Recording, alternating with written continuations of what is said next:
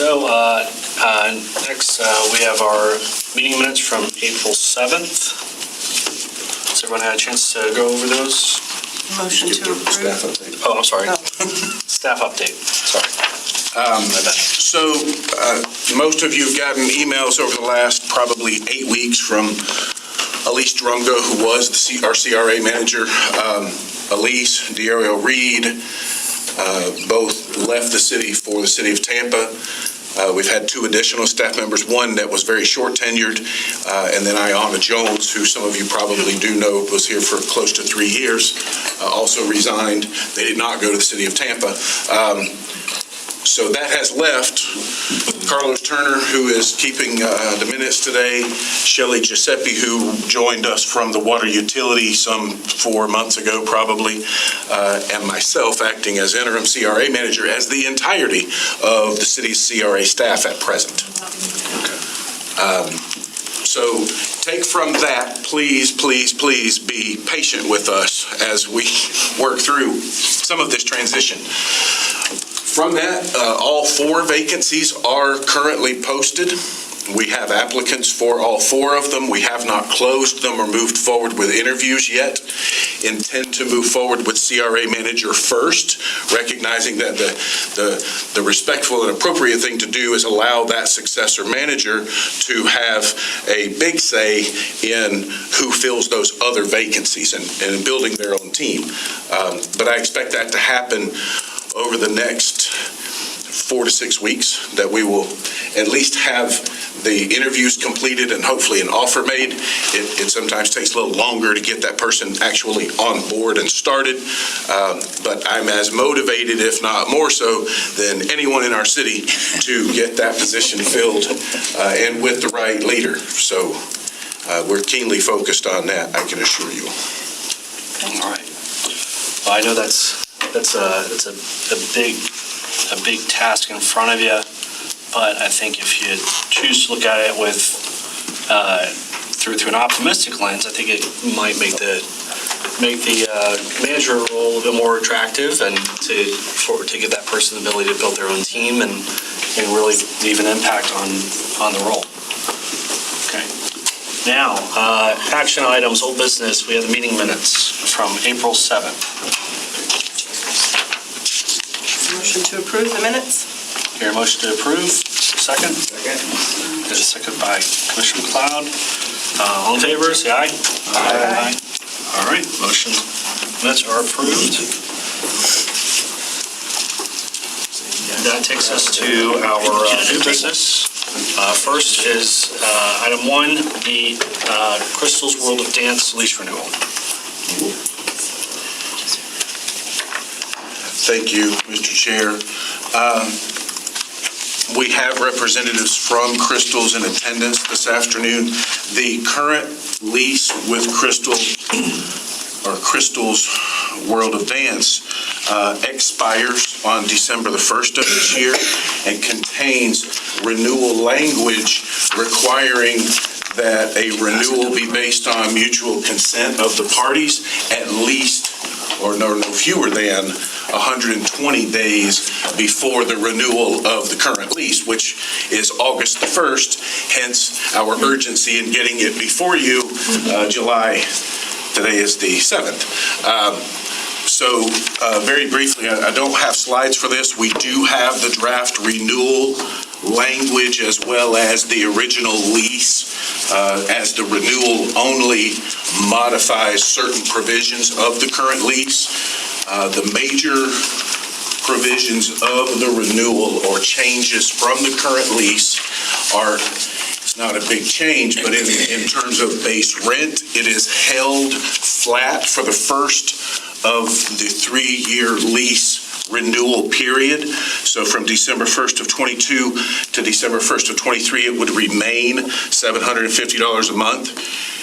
For year 2 of the renewal period, it would go up 5%, and then an additional 5% for year 3 before the expiration of that renewed lease. The primary reason for the recommendation and the agreement between at least the staff and Crystal to keep that rent flat, that base rent flat for the first of the 3-year renewal, first year, is based on the cost of building maintenance and lawn maintenance that has not been fully passed through to the tenant through the first year, 5-year lease period. Meaning the CRA has not been fully recovering those costs, but has been paying those costs. So the renewed lease actually sees that cost, which is referred to in the invoice that the lessee receives, as management fees goes up by about $250 a month, which again is a recoverable or a pass-through to that tenant. So that's reimbursed to the CRA, but it still represents a pretty significant increase to the lessee moving into the renewal period. And so as we negotiated with Crystal to renew the lease, the bottom line is the bottom line, whether it's in base rent or whether it's in management fees, it still is an impact to that lessee and also to the CRA. The degree to which we can recover those expenses that are for building maintenance, which is accomplished through the city's facilities maintenance division, and then through an outside contractor for landscaping and lawn maintenance, making the CRA whole was our primary concern. Base rent then became secondary with increases for year 2 and 3. So we're happy to stand for whatever questions you have. Crystal is in attendance this afternoon if you have any questions for her.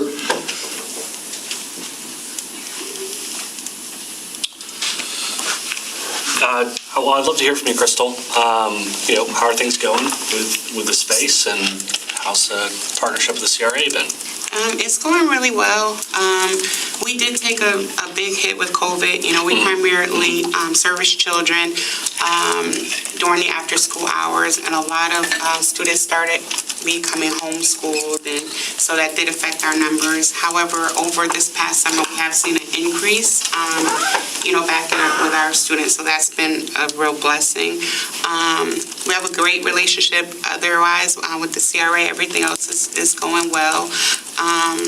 We've had minimal concerns with the neighborhood, things that are somewhat out of anyone's control, but we are working with the neighborhood, with Cindy Sharp's unit, and we're going to try and do some things in the Parker Street neighborhood together to try to make the neighborhood a little bit better for the children in the area. So currently working with Parker Street Ministries and trying to do some activities with the kids during the day in the park, and just trying to make the neighborhood a little bit more safer and bringing the kids outside to actually play when we have them in our care. But the business is doing well, so I'm glad to see that we're actually picking up, our enrollment is picking up.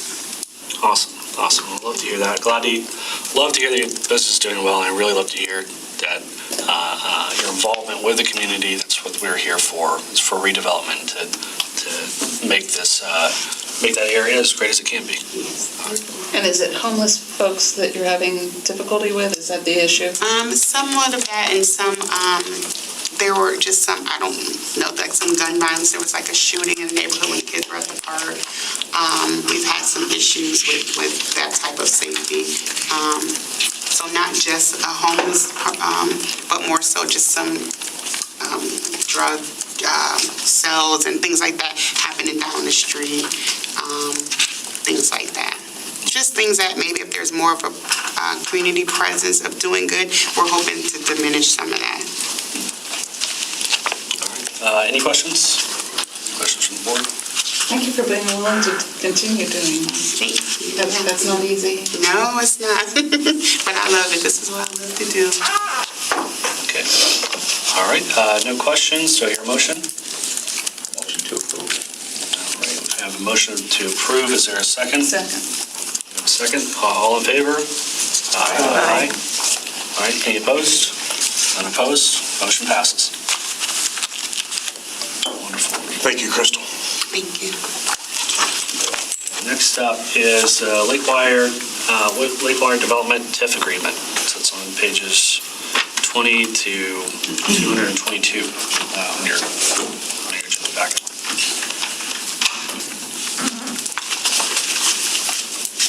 The request before you is from specific applicant Lake Wire Owner LLC, which is ostensibly Carter USA. Representatives from Carter are present this afternoon. They have made a request for TIF reimbursement for the first phase of Lake Wire redevelopment. This is the former Florida tile site adjacent to Bonnet Springs Park and Sykes Boulevard, shown on the screen. It is a portion of 9 parcels of land. Phase 1 is about 13.5 acres, which we have backed into the value for based on the taxable value of the overall parcel. The extreme northern parcel that you see that extends out into the lake, it won't extend out into the lake, but the current owner of the property, Lake Wire Redevelopment LLC, and the representatives for that owner are present as well today, are under contract to purchase that extreme northern sort of triangular piece from the city of Lakeland between now and the middle of August, I suppose. Lake Wire Development will then sell the property to Lake Wire Owner LLC, the applicant before you for the TIF reimbursement, and their plans for phase 1 there you see include 300 multifamily units and I believe about 15,000 square feet of retail with the summer of 2024 projected completion. That is a representative survey of the phase 1 site, so sort of from the extreme north and then western and southwestern portions of the property constitute phase 1. It is anticipated, extremely likely, that you will one day see a phase 2 TIF request, hence the need for us to be sure that this request is confined only to phase 1. So a few renderings. Your packet includes some of what was submitted by Carter through the site plan review process. Those files are extremely large, so we had to pare it back quite a bit to be able to even email it out to the members. But Carter is through the site plan review process, I believe. Yeah, we're in for our site development permit. And are also working to replat We're also as part of the acquisition. Right.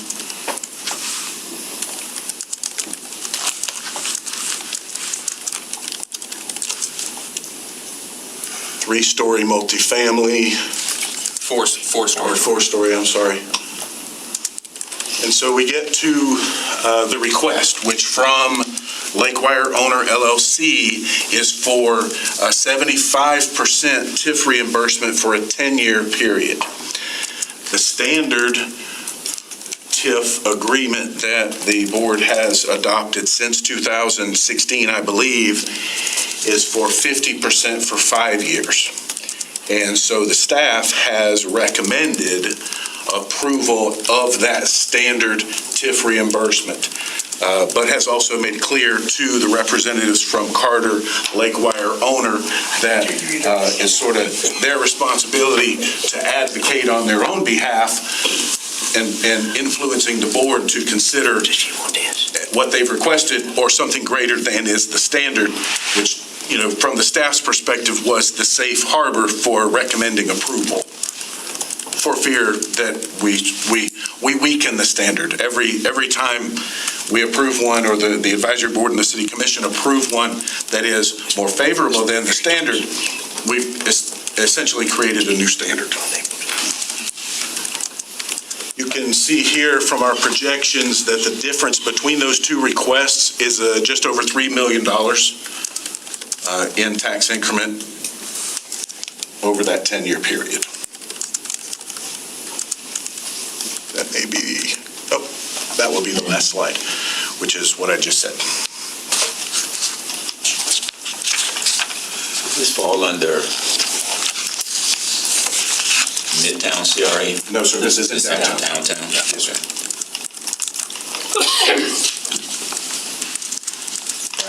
I certainly hear what you're saying about having a standard. I do believe it's important to have a standard. But also think that we should take in consideration where a project is, the scale of a project, the overall impact of a project. I think that really has a lot of weight in determining whether or not we should consider coloring outside the lines a little bit. This is certainly a piece of land. Since I've been in Lakeland, in summer about this time 12 years ago, and nothing's happened with it. And I'm excited to see someone. Taking the initiative to make an attractive development on these parcels. So, if y'all would like to tell us a little bit about the project, and we'd love to hear. Yeah, I might stand and come over here so everyone can see me.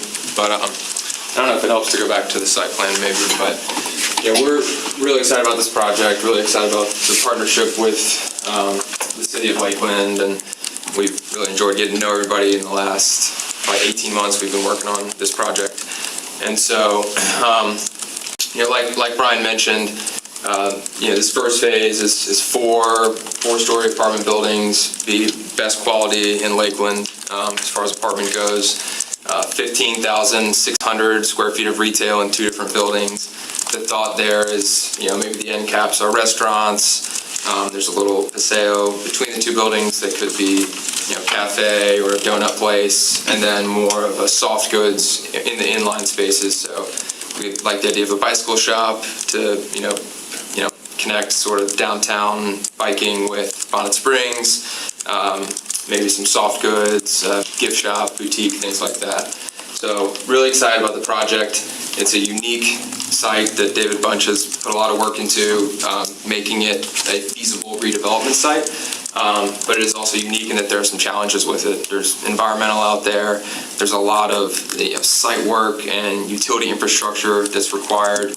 There's also two phases, like Brian mentioned, so we're having to put the land price of all 22 acres into the first deal in our first loan. And so I'm sure you guys know all about material escalation and prices going up, and so we've been feeling a lot of pressure. I think since last July, our pricing is up $21 million, and within the last 30 days, the interest rates have gone up 75%, or 75 basis points, to 0.75%. And so that's really, sort of where our costs are going up and our loan is shrinking, and so it's putting a lot of pressure on our equity investors. And so, the Tiff would really go a long way to getting us to a closing, which, like Brian mentioned, is less than 2 months away now. And so, we got to get through permitting, we got to get our final pricing in, and then, this Tiff kind of completes the circle and gets us to a closing, and gets us under construction. So, we're super excited and happy to answer any other questions that you guys have about, the project specifically or anything, about ourselves. Sure. Just in general, I think it'd be great to hear from you. What obstacles does receiving a TIF remove from the project? How much does that help you? Yeah, so it's huge because basically the way that the bank sizes the loan is they look at your debt service coverage, which is your income, the money you're making divided by the debt service payments on the loan. And so the TIF, discounting the taxes we pay, goes directly into that calculation because it's like increasing our NOI for those years. And so that increases the loan size they can give us. And so our equity partners were, the reason I know about the $21 million is because they were pointing that out the last time we went to them with the increased budget. And so if we can increase the size of the loan, then that will make it easier for them to stomach kind of their final sign off on the deal. Sure. And so, there's some other things where we're going to cover a portion of that increased cost as well. But having this TIF and getting our loan proceeds increased will certainly, solidify our equity partners' interest. So it's, it's crucial now and then for the long-term value of the project as well. Awesome. How did you guys come to the 75% over 10 years? It was really, we had known from talking to Elise a long time ago, that we, the standard was 5 at 50, and, could ask for a little bit more if we wanted to. And so when we had, there was kind of a really big jump in pricing that we received, I want to say around the April timeframe.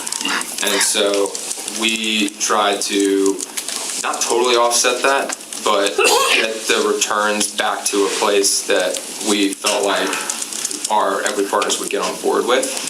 And so it's just kind of math. We have a model and we have, a cell for how many years the TIF is and what the percentage reimbursement is. And so it was just plugging numbers, trying to figure out what, got us there. And, we know that there's other ways where people have maybe more percentage at the front or more percentage at, different areas or years, but we just felt like it was just really simple to just say same percentage over 10 years. And that's how we got the number. And your plan, because you sit right between where Bonnet Springs is to the north, and on the southwest end, you have RP Funding Center. Right. And I know the city had discussed at some point in time, maybe some type of bridge or crossover to get from RP Funding Center, with the understanding that your site was coming up. Mm-hmm. And then the crossover connection to get to Bonnet Springs. Right. Is that still in your plan, or? It's all considered, and I don't know, this might be the best, I don't think we have a site plan in this presentation, but so this berm, this area down here is a berm that's actually retained by the Lake Wire Development Company, which is the seller. And they have built a sidewalk or a walking trail all along the top of this berm.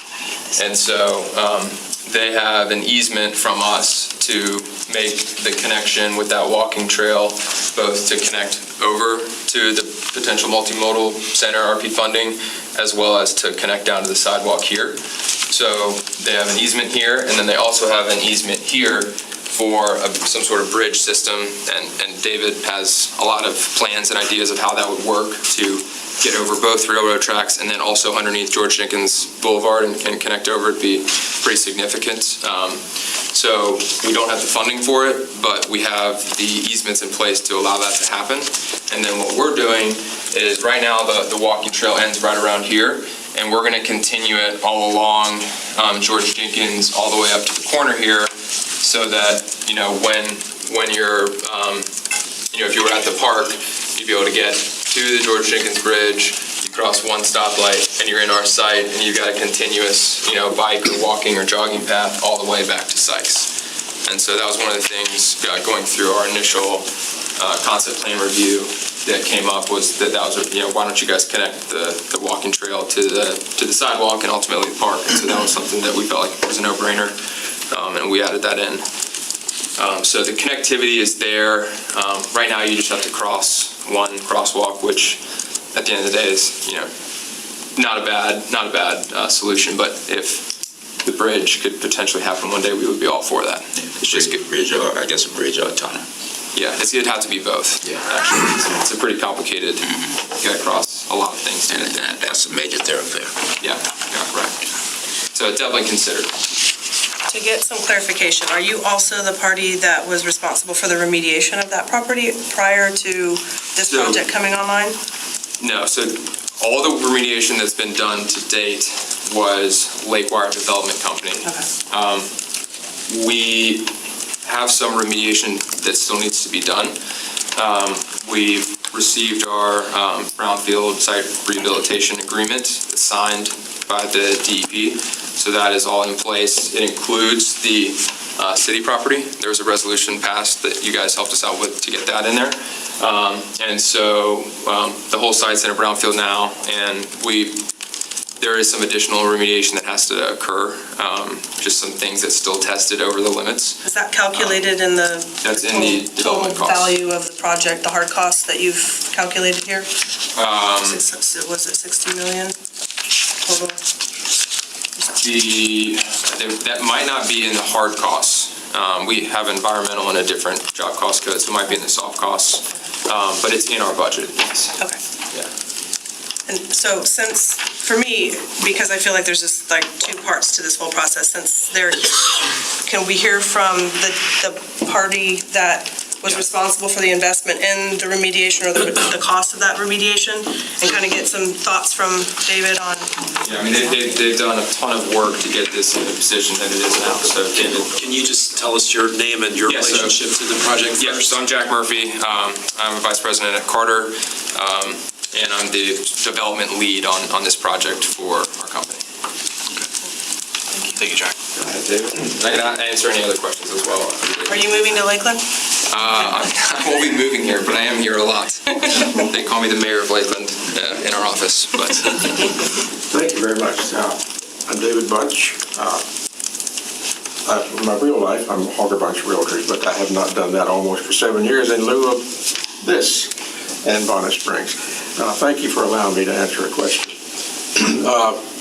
7 years ago, we started that process of developing Bonnet Springs Park. It was quite a challenge, as you might imagine, to tackle 200 acres of contaminated land in the center of the city. So the first thing we did before buying anything, before doing anything, was to look at the surrounding area and seeing what do we need. If we're going to build this park on the rail yard, what else do we need to ensure that that park will succeed and be safe and secure and have expansion area and have access and all the things that it would take to make it work. And so we first identified many sites around the site that we would like to own. We wound up owning, and the top of the list was the Florida Tile site. It was available. It had been, as he said, sitting there 10 or 12 years untouched. So we said that we must have, and then the rest were the 16 or 18 sites we purchased right around the park, vacant lots, unusable land, right-of-ways and things. So we felt like in the 200 years of this park's future life, or whatever it is, we need all the expansion we can have because the park will want to grow. And this piece of property was the front door to the park. It is between us and the city, and we were very concerned about what's going to go there and what would the impact be to the park. And we were also very concerned that it would be criminal to build this park of this magnitude and quality and size and not have it connected to the city pedestrian-wise. And so we said, this is key to that. If that gets away from us and goes to some big box something or whatever, then we lose control of how it looks, how it acts, what's going to happen in 20 years, and how you get to the city from it on foot. So we went after that knowing full well it was contaminated the same as the Bonnet Springs Park was. We had to do the same process on this site. And we knew that, and we did spend $1 million remediating this site, as we did on the park, much more on the park because it's larger. So this site, it took 5 years to do it. We've owned this property almost 5 years. We began that process immediately and went through all the iterations of remediating a brownfield site on both sites. And so it is clean now. We have the SRCO site rehabilitation completion order from FDEP in hand, recorded, I might add. So, but we said, what do we do with it? It's across the street, across two railroads and a 4-lane highway, so it's not part of the park. It couldn't be part of the park. But what do we do to ensure that it's an asset to the park and that we can put people on this site? Instead of a big box shopping center, we can put 2,000 people living there. And then so we hired a master planner to master plan it. That's when it really got the face put on it. You know, heretofore we'd just been thinking about it, but all of a sudden we see a master plan with 630 apartments and 30,000 feet of retail alive. A lot of people living there. But we also wanted to ensure that we retain control of a walking route because this site must have access to the city, the community. If we hired a walking study right now, it would probably fail because it's circled with major highways. Memorial, Kathleen, Joe Jenkins, 2 railroads, and the lake. So how do you get to it? So we reserve this whole strip around here and immediately constructed a 12-foot wide, twice as wide as this table, walkway, concrete walkway on a berm. But it's unconnected to the park and it's unconnected to the city. It's ready to be connected. And it's our dream and hope that it will be connected, must be connected. So the logical connection would be, the first one would be from the multimodal center here, which plans to build an overpass over Main Street to get to the railroad track. We would simply extend that over another 60 or 80 feet with a helix or some way to get people down, or an elevator, whatever, to get to that track. So people are going to walk from downtown out Lemon Street Promenade to this Civic Center area and the Trail Center. Then they can move right across through that and across their walkway onto our extended walkway. So that gets us from downtown to this walkway. And in a perfect world, you'll have a bridge here, like many communities have built, pedestrian bridges over highways. But that can be done, doesn't have to be. You've got a connection here. The other connection to the park will be, we retained a 25-foot easement here along George Jenkins, all the way up to here, and you could cross the highway, cross George Jenkins, get on the sidewalk, walk up here, and we're building a connection right here as we speak that will be open. It's a zigzag down pedestrian from the top of the bridge down to the Welcome Center. So there's going to be some connectivity. It's not ideal because that's a long walk in any way, but we are taking into account connecting this park to the city. But from this perspective of this site, we have kept this connection here, the blue, for that purpose. I'll answer any other questions, but this site we felt like we had to have. It had to be controlled for lots of reasons. And we dreamed of something exactly like we're getting. We went to Carter because I had 2 or 3 years of marketing this site with no success. So I knew the reaction you get from it. There was nothing, there was no part, there was no way I was going to ever attract anybody to that site and have to spend $1 million on it. So we did, all we could do was buy it, clean it up to make it marketable. And then we said, we want somebody who understands how to deal with brownfield sites. Not every developer wants to mess with them because it always has some hair left on it that you have to deal with. And I would say that, and have said it to them. So we searched and searched. We went out nationwide to find the developer that we could bring in, and we got tremendous results. But they would see the brownfield and they'd say, well, let's go to the edge of town where it's nice and clean and safe and not have to deal with it. We went to them because they're from Atlanta. They're a 60-year-old company. They are familiar with brownfield sites. They've done them, and they understand them. And the primary one they've done and are doing is Summerhill in Atlanta, which is the old Atlanta Braves stadium site of 80 acres or so. And they're tackling that. That is probably harder than this. How many things they have to deal with a site, but they understand it.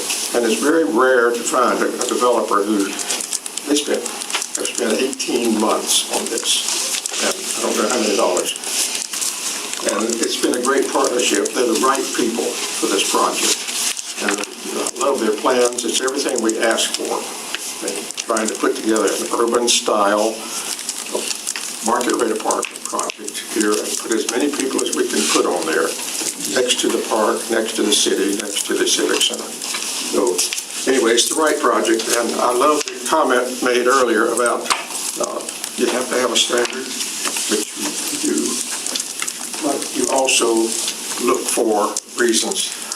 Why should we do more than that? And this is textbook of reaching here, especially with the market they're dealing with. I don't envy them trying to put together a $60 million project and an economy like we're dealing with in the world situations. Very difficult. So anything you can do would be appreciated by Bonnet Springs Park. All right. Chair. Thank you, Mr. Bunch. It's helpful, I think, to hear the vision and the tremendous amount of thought and planning that has gone into this site as it complements Bonnet Springs.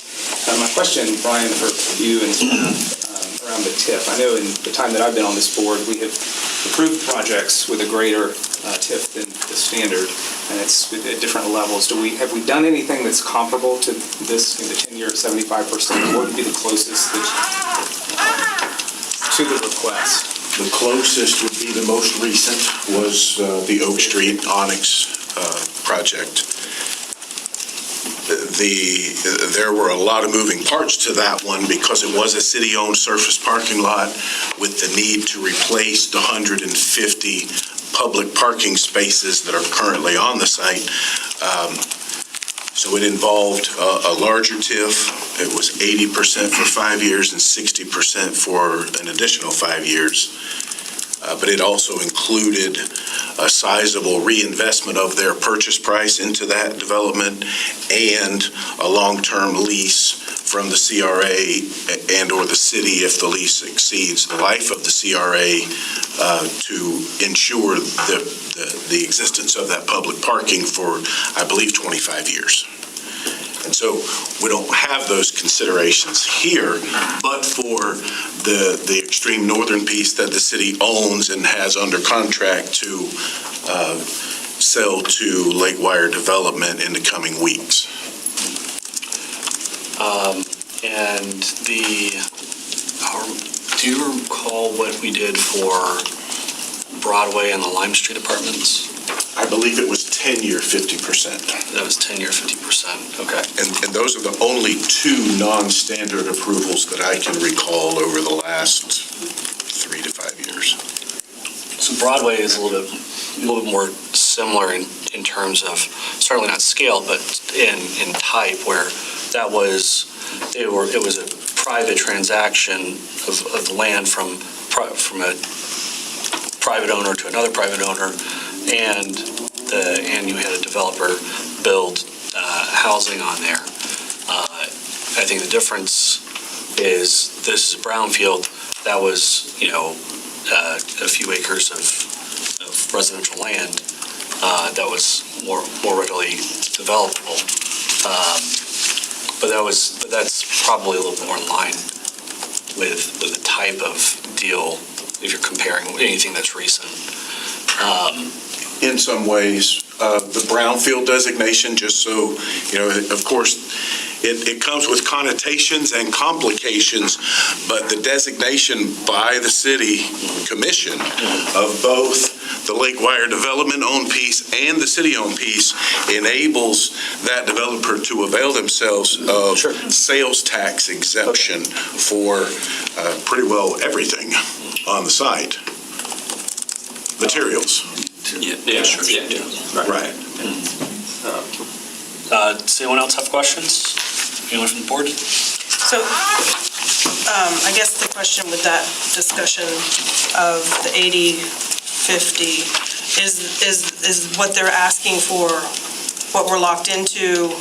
Could we do something other than what they've requested? I mean, we've kind of had those conversations before where it's like, well, maybe we don't want to give them, the whole thing that they're requesting, but maybe 50% for 10 years, if we've done that for Broadway, which is a similar type, even though I think the magnitude of this project is incomparable. So if we don't have anything to compare it to and there's no precedence to even look at to say, well, this is what we've done for this kind of project, we don't have any of that kind of project to look at. So it feels a little hard for me to hold that standard here when the economic impact is different. It's not something we've been schooled in yet. I've kind of ranted about TIF to you guys quite a bit before, and I think everyone on the board knows that I really think it's I feel like it's our best tool to encourage development. And I always try to re-anchor myself when facing these decisions, try to re-anchor myself with what's the purpose of the CRA. Our purpose is to spur redevelopment. This is as redevelopment as you can get.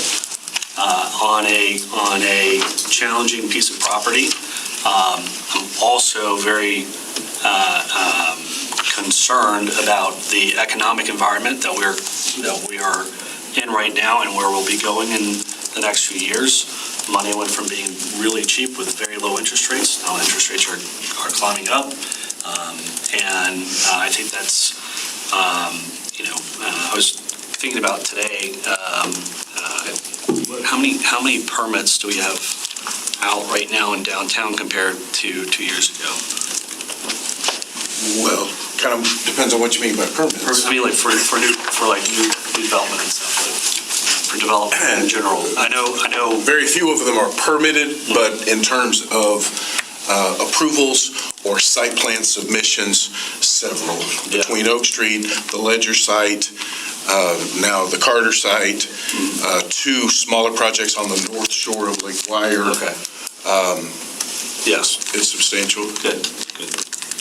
So I think we're in an opportunity right now where the window is, I don't want to say the window is closing, but it's certainly possible for that window to close where development becomes more expensive and less likely to happen.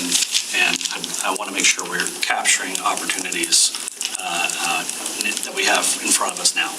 So. To Chris Ann's point, though, do we have the option to come up with a third option, something that isn't on the table? You have the option to vote for whatever recommendation you want advanced to the city commission. From denial all the way up to what the applicant has requested, anything in between, and I suppose hypothetically, more than they requested. Because what's the state allowed? So basically, what you're saying is, maximum is we could go instead of 50 or 75, say we can do 65. A 100%. We would be able to make a recommendation. Correct. We only calculate and collect at 95%. So Yeah. I don't want to belabor exceeding their request. I hope that doesn't gain a lot of traction, but that would be your ceiling, yes. Beyond that, we don't collect it, so can't refund it. Sure. And Brian, too, I guess, just to clarify, so the Oak Street project, when we, approved it, basically, a lease, we gave him, the authority to negotiate, or I guess maybe the commission gave him the authority to negotiate. He just brought it to us, for us, basically, to essentially approve. This is a little different where I don't know if there's been any negotiation back and forth, so all of a sudden it's landed in our lap that all of a sudden we need to do that negotiation. Is that? Well, and let me explain the basis for that. The nature of the Oak Street agreement was because that was city-owned land. Right. And so the commission, in reviewing the proposals that were received, and the advisory board had done that as well, then authorized the staff to proceed to negotiate an agreement that then did come back to the advisory board, and I regret any degree to which this board felt sort of bound to approve what had been negotiated. Yes, a lot of months and a lot of effort went into it, and I can't say that either side was particularly satisfied, so that probably means we did a pretty good job. This one it doesn't offer those opportunities because we don't own the land. We do own a little piece of the land, and I will, for context, add that the Lake Wire Development Company has asked the city commission to reduce the sale price of that piece of land on the north end from roughly the $450,000 that was agreed to in 2018 to essentially zero.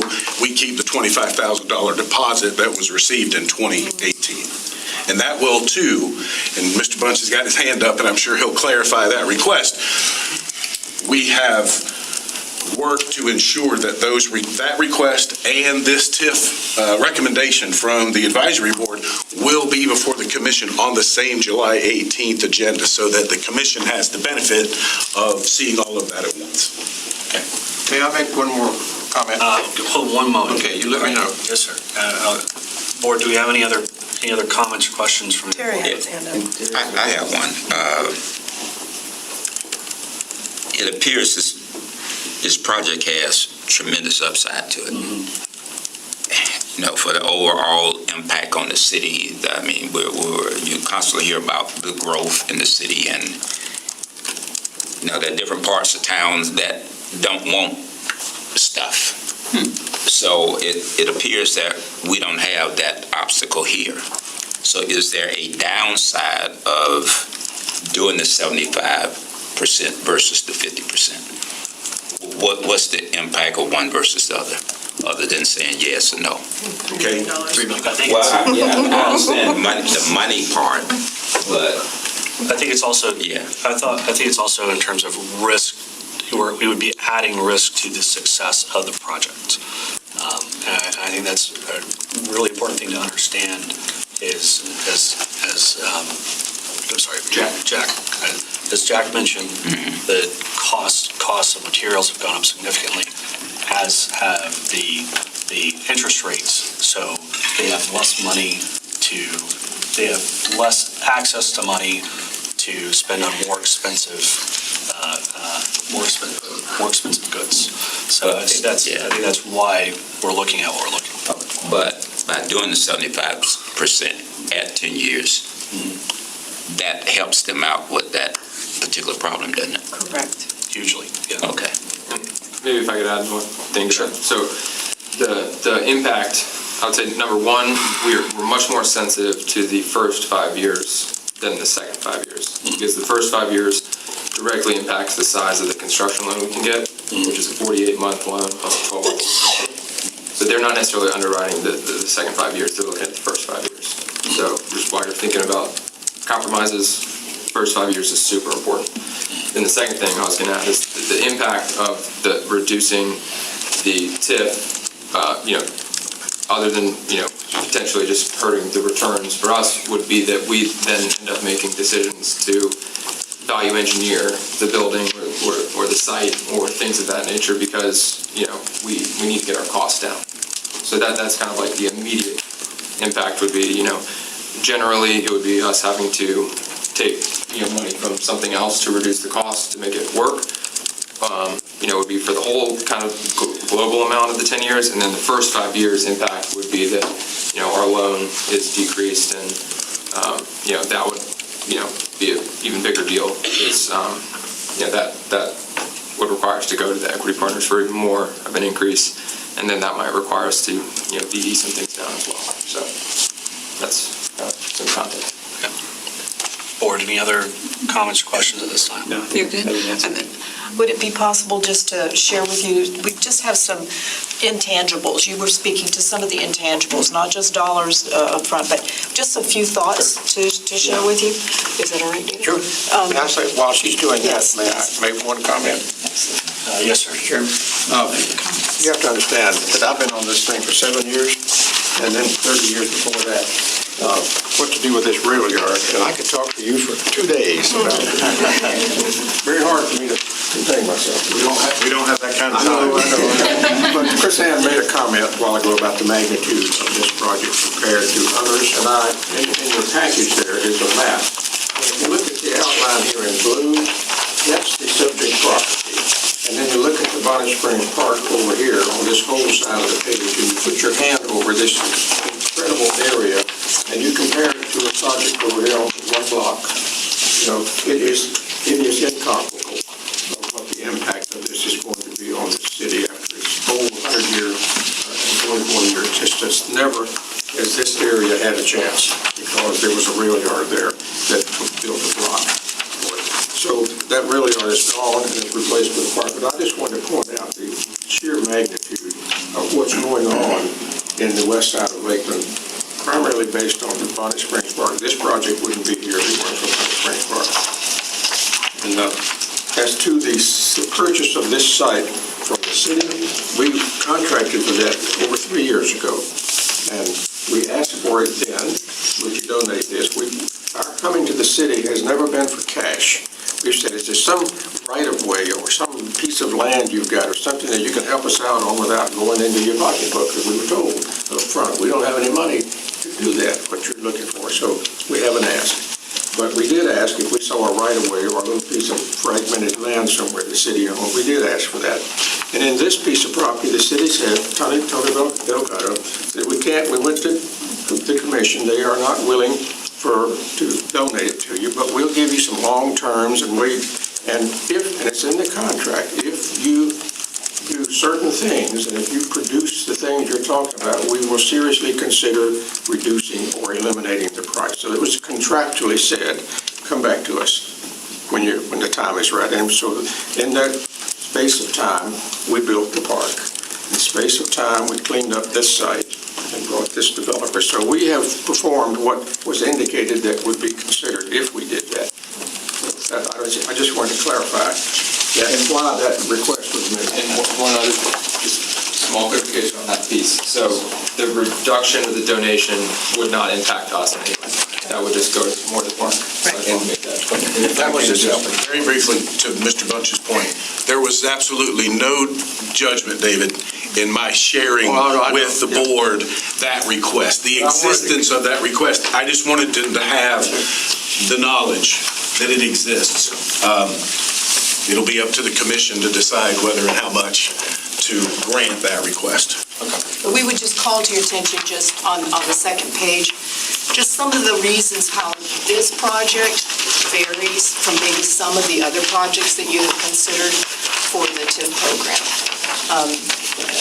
And happy to go into those any further, but just the very fact that this as the gateway, when you look at the aerial and you see, as David was pointing out, what a large landmass this equates to when you look at this site in conjunction with the park relative to core downtown. I mean, the magnitude of this area is substantial, and your growth area is hopefully, to the west and to the north, and this gives it an opportunity to put a fresh face on it, and as David said, make that connection to this major community asset, this $110 million park built by the private sector for the public sector.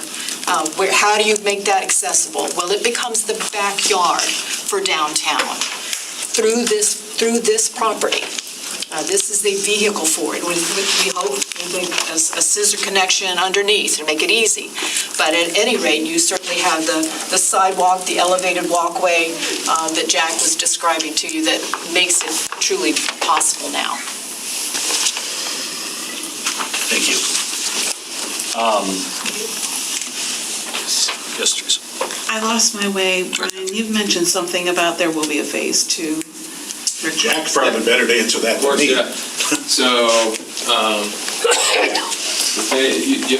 so the phase 2, so if you guys are familiar, there's a pond right here, an old stormwater pond. So phase 2 is 330 apartment units. It'll be 5-story, so this is 4-story, this will be 5-story as it gets closer to Sykes. And the retail in phase 2 will be on the ground floor of those buildings. So it'll feel really nice and urban, pedestrian along Sykes Boulevard, which is why we started in the rear here with the 4-story product. And we wanted to start with the standalone retail because it's just much more leasable and financeable than the ground floor retail. So phase 2 will be a slightly larger project. And, as far as timing goes, I would maybe think it'd be 2 to 3 years maybe behind this. But again, it's just, depending on where the market is at that point in time, it could speed it up, it could slow it down. But we're having to buy the entire site now. So the $10 million land price is, that's due August 22nd. I'm just having a hard time with the 10-year request. 5-year and doing something different than 50%, to me, is easier to explain for so many of the reasons. It's going 10 years at a higher amount. I'm struggling there. How much are we collecting in taxes on this right now? $0.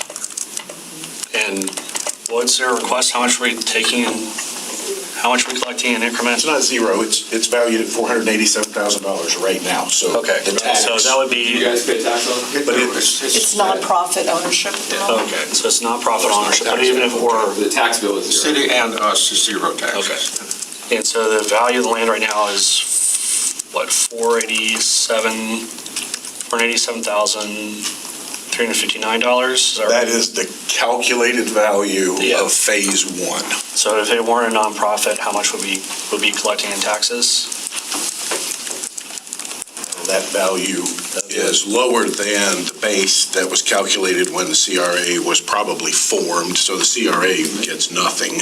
But if it was So even if this were owned by someone who was paying property taxes, we would collect nothing with how it is right now. Correct. Okay. And how much would we collect per year with their request? With their request? What would be the 25%? Yeah, what's the 25% difference? So what does that work out to? About 200,000 maybe? 220, I think.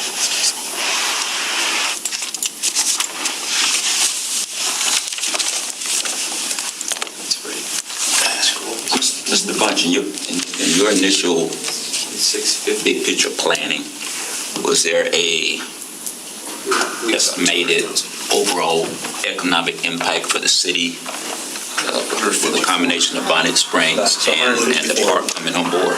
Once upon a time, there was an Wasn't there economic a impact statement potential estimated. economic impact? You're talking about That's 100% of the Yeah, economic Economic impact value. impact, because the slope would be exponential. Divided by 0.75, 2.95. It's got And to took 25% of that being the CRA.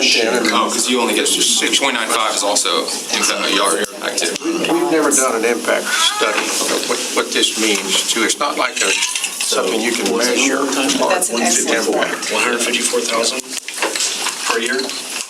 Correct. Would be the CRA's 25% share if you approve 75% TIF reimbursement. The question I had for them just now was, with a combination of Bonnet Springs and this development, like you said, Lakeland hadn't seen anything like this, so it's if there is some type of potential economic impact for the city, which it appears to be probably well beyond maybe what we can imagine, that would, to me, that would kind of counteract the risk that we're talking about now. Because how many people do you estimate, how many residents do you estimate this project would have? Just the first phase, right? Yeah, I would think of, well over 500 residents. over 500. And then the retail, I think how many people that would bring a year. I think retail-wise, how many jobs it was. How many jobs for the retail? Yeah. I think the whole project gets somewhere in the book 100. Yeah. I think in total, and then the 150 And construction. then how many folks come a day, I'm not sure. Okay. But I think the letter from Carter's vice president says a certain number of jobs, if we're calculating those into economic impact. Carter's vice president is Jack. yeah. Jack, okay, so that's It's Jack. in the Sorry. letter, yeah. All I just saw was vice president did page, okay, got it. Names are relevant. Thank you. Thank you, Mr. Chair. And certainly this is a huge project, and I think from the city standpoint, the CRA standpoint, we want to do what we can to ensure its success and be a strong partner in that success. I would love to hear from some of the other board members who, I'm curious your thoughts on, this is a big project, and Teresa, TJ, Mr. Bryant, just some of the others who we haven't heard from. Yeah, let's go around, because I was just thinking the same thing. This is one of the bigger decisions we're making. I certainly want everyone to have the chance to have input. Before we do that, if you don't mind, Phase 2, would they have the opportunity to request TIF there again? Yes. Yeah, because it would be a separate project. Even though it's separate project, same property? No, it will be a separate property. They're replatting. That's where this survey came from, and that's how we backed into the value for Phase 1 only. Gotcha. Thank you for asking that. Teresa, do you have any thoughts you'd like to share, or concerns, questions? I think because of the magnitude, I'm okay with the recommendation from the CRA to move forward with it. So the staff recommendation was actually to do the 50% over the standard. So the request we're considering is the modified TIF, which is a 75% over 10 years. Are you okay with which one? Yeah, I feel like I'm with Kate. I feel like the 5 years, I feel good about the 50%. And I don't know if we can shift a little bit for the next 5 years after that. I mean, we have a lot of latitude of what we can do here. I think it's important to take into consideration what Jack was saying. The first 5 years are very important. Yeah. So, Mr. Chair, can I make a comment? Just a lot of new faces. I'm Jared Simpson. I'm the Assistant City Attorney that works with the CRA. Just because the word precedence was thrown around, I feel compelled to chime in that from the legal point of view, the board really isn't, there's no precedence setting for the board if you deviate from what's been adopted as the standard recommendation. The standard recommendation is kind of the baseline policy, and that's what the staff is going to recommend every time, because that's what has been their directive as what should be the standard for this. But the advisory board, the CRA, can deviate from that standard. Obviously, we want to be consistent, and equal protection would mandate a certain amount of consistency. But each project is going to be so unique. The circumstances are going to be so different for every project that comes forward to you that it's going to be very hard for someone to claim that they were denied equal protection of the law because they didn't get what someone else got, because most likely there's going to be some substantial differences between their projects. And when courts look at those kinds of things and they determine whether or not you're similarly situated, they essentially require you to be virtually identical, which is something that's really going to be very hard to show in a development project. And you've already heard a lot about why this project is different. And so obviously, from the legal perspective, we want the board to be consistent. We want the city to be consistent in its policies. But every project's going to stand on its own, and so there's not going to be any precedent setting just because you deviate from what has been previously determined as what's appropriate for the standard recommendation. So that's why you're getting a recommendation from staff, because the board has previously been given that directive to staff as this is what we want to set as the standard. So they're going to bring that as their recommendation every time, and then the applicants are going to bring their own request, and then the board's going to make a recommendation based on what they think is appropriate. But I just wanted you to be comfortable knowing that you're not bound to a precedent once you set it. I mean, certainly once you approve something and another applicant sees it, that's going to give them the indication that the board is willing to potentially do something like that. So you might start seeing more requests that follow the path of the others before them, but you're not bound to those things, and you can consider everything that's going on with the project and make a decision that you think is appropriate based on the circumstances. and just one more, I'm sorry, just one more note on the standard TIF. The reason that was, I believe that came out of one of our previous board retreats, and I think we did that. Frank, you may recall. I think it was a large reason we came up with that was to allow the staff to be more efficient in awarding TIF agreements, to where it wasn't because at one point every TIF agreement was coming to the board, and we wanted to take away some friction, Just expedite. Give them the ability to approve something to where it didn't have to go to the board. Yep. And the standard that existed before the current standard was calculated in a much more complicated fashion, where it began at, I believe, 90% and then reduced by a year, or maybe it reduced by 20% a year for 5 years, so that it ended at 0 at 5 years, but required a much more detailed calculation year over year, whereas the current standard, we calculate it the first year after the property is reevaluated by the property appraiser, and that's it. That's the amount for the life of the TIF agreement. Teresa, do you have any other No, questions? that's very comments? helpful. I'm a newbie, so I appreciate it. Yeah, for sure. Yeah. No, so with that, all that information, rewinding back all the conversations about the cost of supplies and all of that, I'm good with the recommendation or the modified. The 75 or the 50? The 75. They're requesting. Yeah. Okay. TJ? Yeah, I agree. I think this is comparing it's not comparing apples to oranges with this project. I think from my short time being on the board, there's been nothing like this that has been brought up.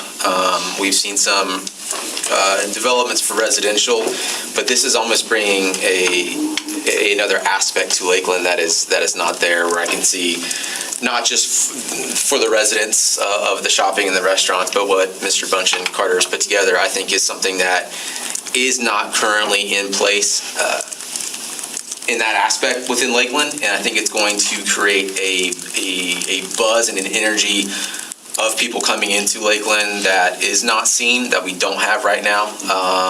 There's been some fantastic residential buildings that have been brought up and put in, but the aspects of combining the park along with this aspect, I've seen some of this kind of down in South Florida where I used to live, some of these like city places that have residential along with the restaurant aspects. So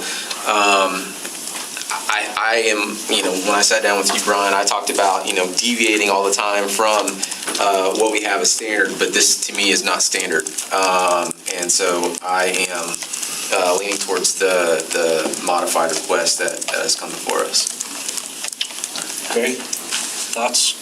I'm good with modified because I think it's totally just a totally different ball game from where we've said before, and I think it's a major game changer, and I think it will give the city the total economic impact for the city. Combine this with Bonnet Springs is going to be a game changer. I agree with that also. And I was surprised when you said about precedents. I had always, since I've been with CRA, thought that one of the motivations why not changing things, but once he indicated that it doesn't matter,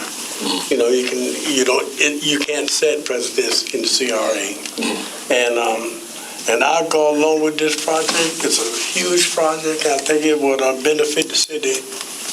I think it would be very nice. Commissioner Cloud, do you have any thoughts? Kate?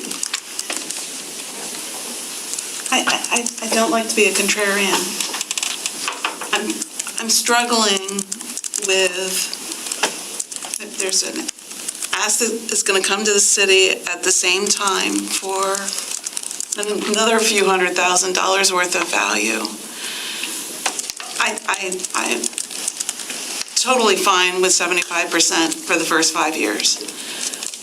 But to not get something back in return and do something, whether it's, and this is way above my head, so I don't even know the possibilities, but it seems like there ought to be something coming back to be able to do 10 years at 75% that contractually holds them to, you don't engineer out value of cost.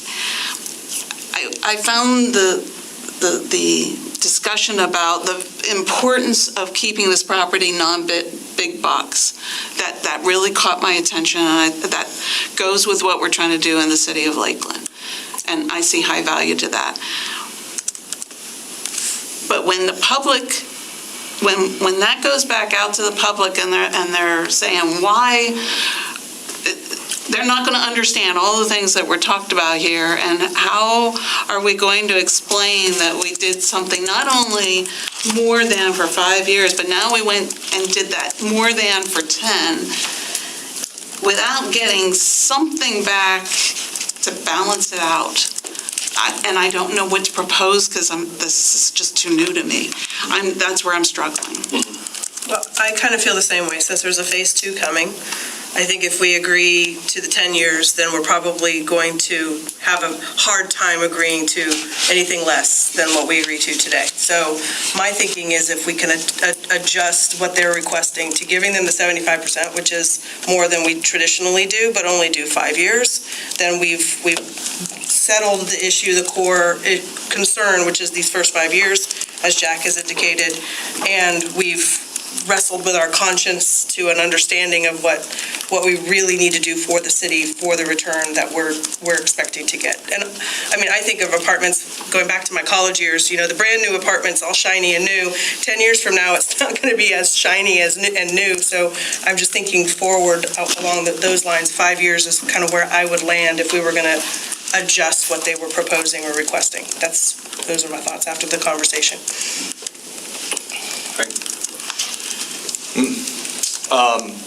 So for me, I came in today thinking, that yes, the request was a bit over the top, but, hearing, Mr. Bunch and, I think we have one shot to get this right. Projects like this don't come around, every day. It pains me to say it, I would probably lean towards the modified, but I definitely could see, hey, let's drop it back after year 5, because $3 million is a lot of money. That's a big difference. Yeah.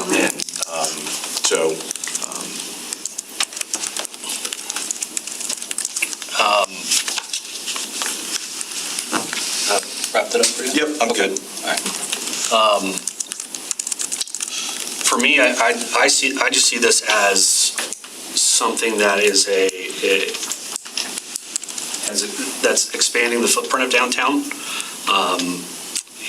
There is recently been a lot of thinking and talk about the west side of downtown. This is a difficult property, I feel like, and I think Mr. Bunch put that out very clearly. The efforts he's made to dispose of this property and then bought himself to develop it. I see this as a really attractive project that's going to be connective tissue from the west part of downtown to the very western part of downtown to Bonnet Springs, and because of kind of the scale of it and uniqueness of it, I'm inclined I'm pretty much for the modified TIF request for the 75% over 10 years. I want to make sure that this project is strong and healthy, because I think if we are in a position where we're putting the developer in a position where they're value engineering and trying to make the model work, then we're going to get a subpar project that's really going to be what you described as like a failure. It can be shabby in 10 years. We want good materials, we want a good project. And I certainly hear your concerns. It is a lot of money. It is a long time. But I think big picture, this project will be very gluey in that it will kind of hold things together and also bring about a new part of our city. So I think that risk is worth it.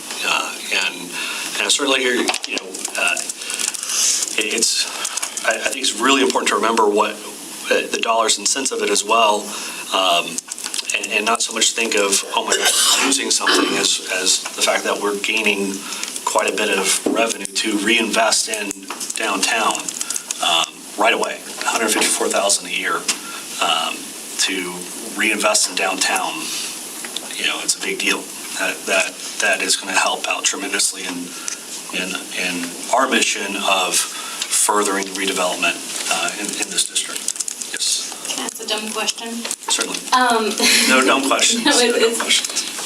Do we have permission to ask? I mean, I'm sure we can ask whatever we want, but because you will be the developer for.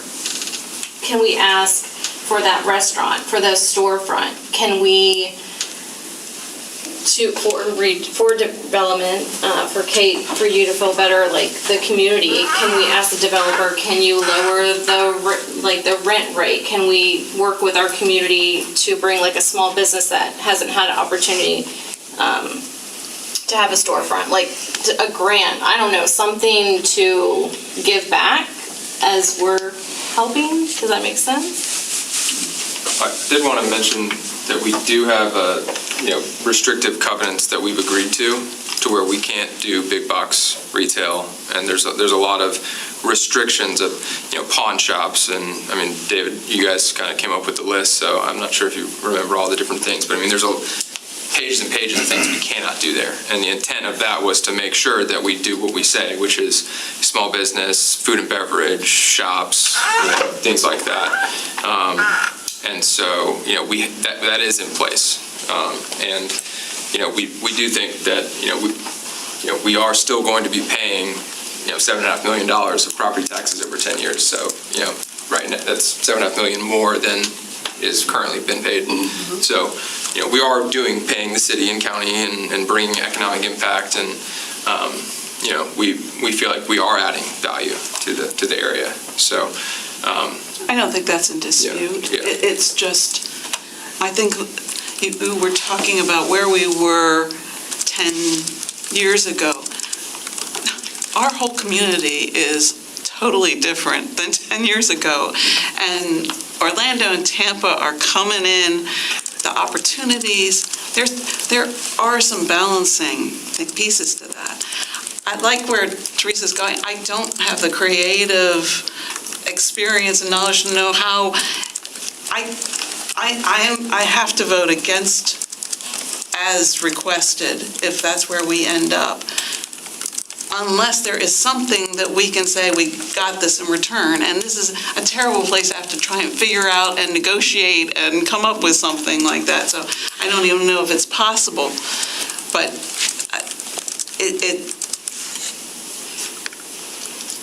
I like the way that Chris Ann said it in terms of the main concern is 5 years. Let's take care of those 5 years and get that going. Can I ask this real quick? Sure. Once it's agreed upon, because I think we're really not getting anything out of it right now. Is that correct? Yeah, 100%. And I think we don't pay taxes because it's non-profit. But once we make that transition, we will start getting tax money on it, right? Yep. So as they start building and going through that whole phase, it's not like we're not getting anything. We will be getting something. Mm-hmm. Correct. So I just want to make sure I'm correct on that part. It's not all or nothing. We will start getting something because we aren't getting anything now, correct? And what they've requested, based on, there are assumptions here on projected values and the cost of their development, all of that gets trued up by our property appraiser and our tax collector. And when Carter pays the taxes, the first year after the project has been reevaluated, we're reimbursed 75% of it if you approve their request. Okay. And the CRA retains 25%. It's 75% of 50% of the taxes that we pay. No. Right? No. Well, total property taxes for our project. City and county, 95%, you get 75% of 95%. Call it 100, but not like there's other taxes that are not. We're starting at $487,359. We would not refund you the Lakeland Area Mass Transit District. Right. Because the transit district has been exempted from paying into the CRA. But those are the only three that pay into the CRA. So. Right. School taxes, you would not be refunded. That's what I'm saying. So we're the 75% only goes against roughly 60% of the taxes we pay. So the total number of property taxes we pay will be much greater. I mean, we'll probably pay $15 million. That's important to outside Carter. of the CRA. It doesn't affect the CRA at all. No, I understand that. Yeah. Commissioner McLeod. Thank you, Mr. Chair. Jack, I'm just curious, did you have an option B of those years 6 through 10 that would work? That's what I was just about to bring up. I mean, I hear what you guys are saying, and I know that these options are pretty, wide. And so, 75 on the first 5 is pretty crucial.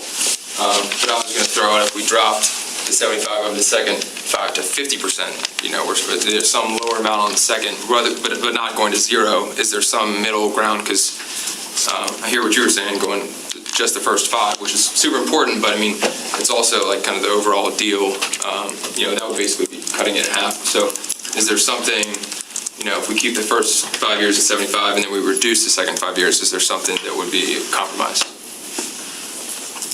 I think that's a great compromise. I think that would probably please everybody. So I appreciate you offering that, so. I was going to say that as a follow-up to Kate's concerns, but I don't know if that solves the concerns that she has, but I would be in favor of that. Something. Okay. Almost sounds like a motion, if you could just add a couple words to that Well, sentence. just to Ms. O'Brien's question about your ability to ask, you can ask anything you want. Our ability to condition a TIF agreement on the types of things that you're describing, those typically find their way into zoning ordinances. And so it would be unorthodox. Jared probably would be. I think it's a little bit outside what we should be doing in this meeting. So I think we stick to percentages, and we live in that lane. So now. I'd like to make a motion that we modify the modified request to 75% for the first 5 years and 50% for the next 5 years. There's a second. Okay. Any discussion? Any further questions on the motion? Okay. Seeing no questions, all in favor? Aye. Aye. Aye. Any opposed? All right, motion's approved. Thank you very much. Thank you.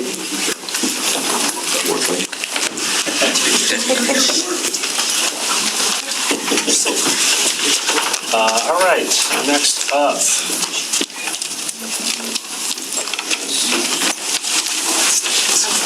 We have Stone Cabin Coffee and Cheesecake. Thank everybody that's here for your patience. I know that was a long conversation. Might back my hair. So Shelley's going to handle this item, and it's her first, as the prior two have been my first, so I appreciate your kindness and patience. Shared leadership. All these firsts today. Okay, so we have Stone Cabin Coffee and Cheesecake, and we do have representatives here, so if you have questions when I'm done presenting, you can where this is located is 1212 South Florida Avenue, and it's formerly the Old Petals Flower Shop, and it shares a parcel with Biscuits and Benedict's, which just opened last week. So, they are going to renovate to a coffee and cheesecake shop. So this is the location, and basically Biscuits and Benedict's and Stone Cabin are on the same parcel. So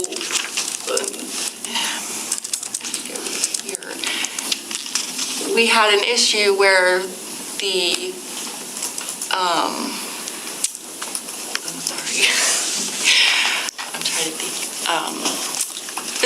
Biscuits and Benedict's came in and they asked for their grants for all three of the infill, the infill, facade and site, and I believe edge, and they got awarded the grants up front, and that was on 9/2/21, and so Biscuits and Benedict's just came in as a project lead.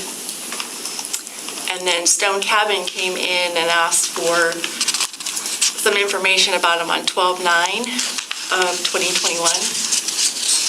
And then Biscuits and Benedict's came in on 3/16/2022. and that's when their project became active. And then Stone Cabin came in on, 4/29/22, and they became an active project. So during all this time, it's like Stone Cabin and Biscuits, they're on the same parcel, and I guess we don't do the grant. We can't give the grants to both at the same time. So, because we have this kind of set up to where staff can handle these, but the issue with this Right. is simply, we have two structures that are on the same property. Correct. The same property ID parcel. Correct. And our rules that we set up for the staff say that each parcel is limited to one grant. Correct. So that's why we're seeing it as an They're exception. limited to the grant maximums. Okay. So not one grant, to the but grant the total max available for each of those grant programs. Shelley mentioned they're $25,000 each. Sure. Yeah. And so Biscuits and Benedict's realized the full benefit of all of those grant programs. We have two structures. Correct. So Biscuits and Benedict put all their money into one structure, and then the other one, which is now the tenant of the other structure, is saying, hey, we would like to. Correct, and was saying it at the same time that we were speaking with Biscuits and Benedict's. They were running largely in parallel, but short of the actual application and commitment phase. Sure. At a time when the staff did not know that they were on the same parcel. Gotcha. And I suspect that the two business owners didn't know that either. No, Yeah, we were not. We were told something completely different. Yeah. What brought that to light? When we Sure, when came you in end and up applied, they getting to didn't. the Yeah, when nitty-gritty, they They came wind in up to calling us sliding on on us paperwork, now. you're like, wait. I've seen this one. To hear from the applicant. Yeah, let's back up. Oops, I'm going You're the in wrong way. So, Jenny? So I'm Stone Cabin. Yes, so, if it's the chair's preference to hear from you. So, just real quick to clarify, the ask is $25,000 for the facade and site grant, $25,000 for the infill, which is this is on page 226 on your agenda.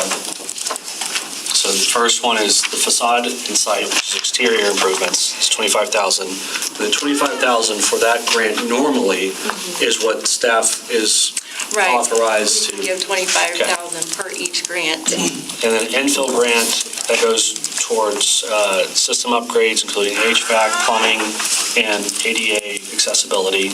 That's $25,000. And then the EDGE grant, which is upgrades to the water, electric, wastewater, grease trap, backflows, venting systems, sprinklers, solid waste, engineering services for mechanical and plumbing services. And that itself is $25,000. So if this was on its own parcel ID, we wouldn't be hearing it. Staff would have taken care of this. Correct. Okay. So. Another unique request. So, And just. does everyone follow what's going on? I think my question, if I may, and then maybe we can hear from the property owner or the business owner. So there are 3 grants. All of them are specific to what we can do for the $25,000. The $25,000 for facade, $25,000 for infill, and $25,000 for edge. Is that what you're also asking for? We're asking for the infill and edge mostly. Yes, ma'am. Infill and edge. So $50,000 is or $25,000 for each of those would be the maximum. Yes, ma'am. Based on the grants available. Okay. All right. So you don't need the facade and site exterior improvements. Okay, cool. They're getting art infusion for the other portion. Okay. So they'll get a mural. Okay. Okay. So the ask right now on the table is the $50,000 for those 2 grants. No, the ask is for 75. Those are what it says on the third paragraph on page 229.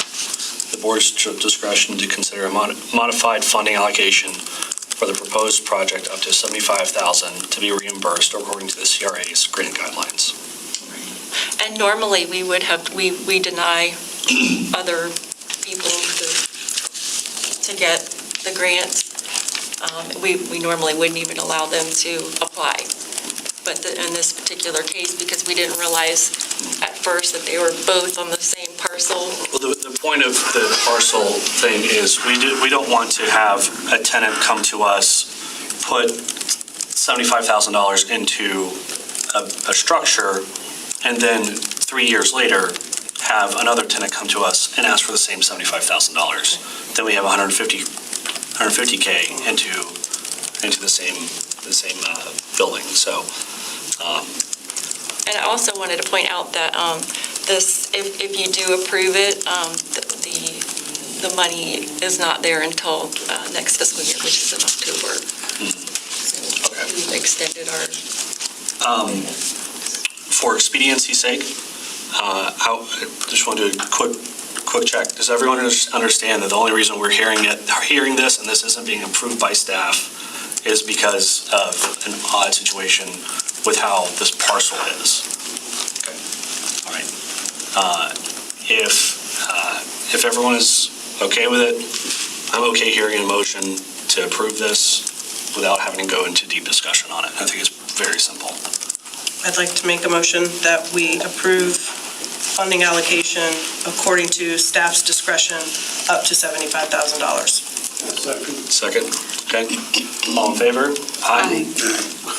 Any opposed? Well, I don't have a vote, but the staff discretion part gives me pause. Why is that? Well, that's how it was worded here. That's how you wrote it. Oh, sorry, according to the CRA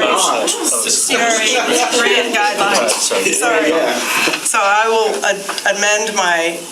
And if I may, it probably would be appropriate, aside from, your ability to inform the board about your project, is to clarify that funding request, because what we have via the application is for $75,000 that includes the facade and site improvements separate from the art infusion eligibility. So if that's lower, then we'd love to clarify that and get that as part of the motion. You can put the facade on there as well. I didn't know that we had it on there. I'm sorry.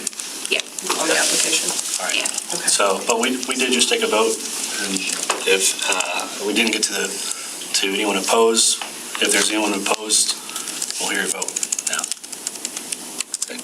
And I'll just chime in for clarification. They're going to apply the grant guidelines when they apply. So if that extra facade money or whatever, they're not eligible. If they're not eligible for that, then the staff would deny it pursuant to the guidelines. I think that's what I meant by staff's discretion. So okay. And it was concerning. Right, but. and we went through and calculated it, and they were eligible for. Otherwise eligible. Yes, they were eligible for everything. But for the parcel complication. Correct, got it. Okay.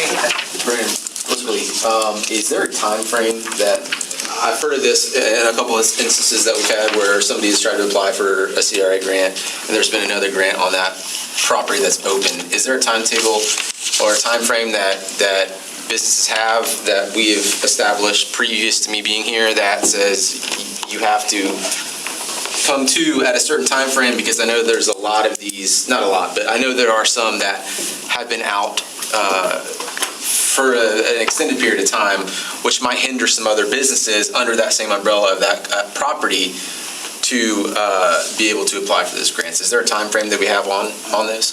I am not confident that it's 5 years, but if I were going to venture a number, it would be 5, but we'll have to dig into it unless. Check on that and then just do an email to us. All right. Next item is Thank you guys very much. Appreciate it. Thank you so much. Look forward to seeing the new business. Next item is the Polk County Veterans Council platform art request for funding to support Friends of Freedom Monument, the Friends of Freedom Monument. Thank you, Mr. Chairman.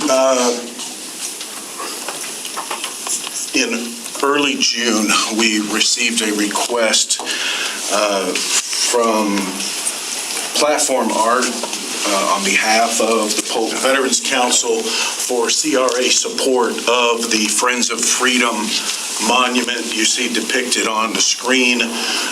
There's more detail in the memo that is included with your agenda packet. Approximately 7 feet tall, incorporates 8 visuals produced by Polk County high school students, and is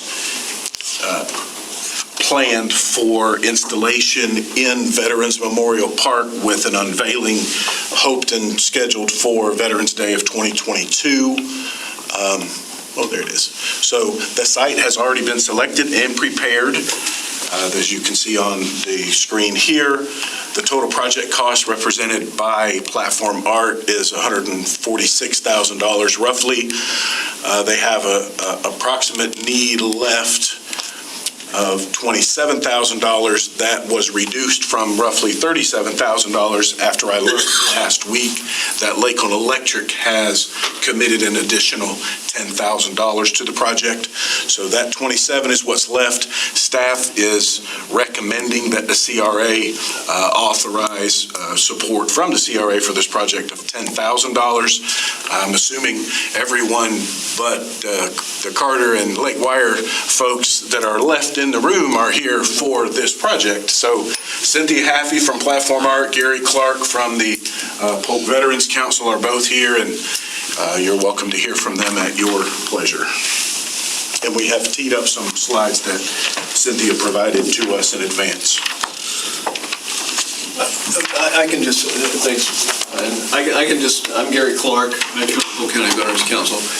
For those of you that may be or may not be familiar with Veterans Park, over the past 22 years, we have installed 17 monuments in Veterans Park. Usually we dedicate those on Veterans Day each year. Those monuments represent currently, there's a monument that represents each conflict we've been in since the Civil War, to include the Civil War monument that's there.